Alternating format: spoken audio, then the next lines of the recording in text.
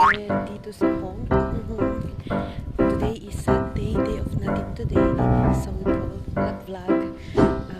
Para may makontent and may ma-edit. Kunti lang yung nakuha kong clips kanina. Tamad na tamad ako ngayon kasi bukod sa nireregla ako masama ang aking pakiramdam. Ako ay hapong-hapo at pagod na pagod. So, dito lang ako nag-vlog sa area namin.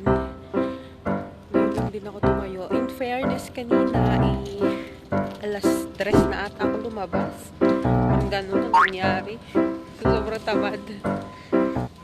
Tapos eto, ngayon, lakad-lakad tayo. Well, kanina pa ako nakatambay dun sa may seaside. At nagpapalipas ng oras habang kausap ko ang aking mga mahal sa buhay. Pero ngayon ay ihing-ihi na ako.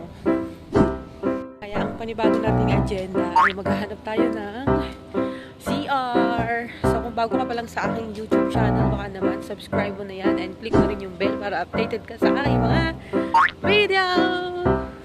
So yun, may mga panahon talaga na minsan tamad na tamad tayong gawin ng mga bagay na gusto naman nating ginagawa dati. As usual, mag-isa pa rin tayo, soloista, everyday.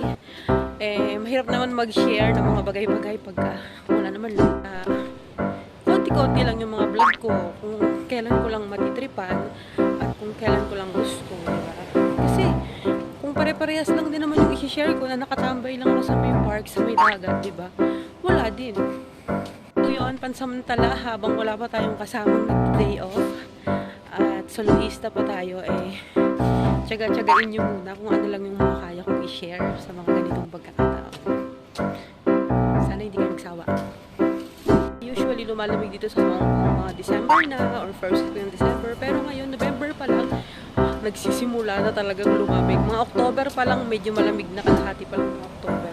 Tapos ngayon malapit na talaga, as in winter is real. Ito yung pinakagusto kong weather dito kasi at least kahit papaano hindi nakakatamad gumalagala. Kaso nga lang, dami ko kasing napapanood ng mga nagbubundok na maraming mga ahas, kaya ako yung natatakot. Tapos mag-isa lang ako.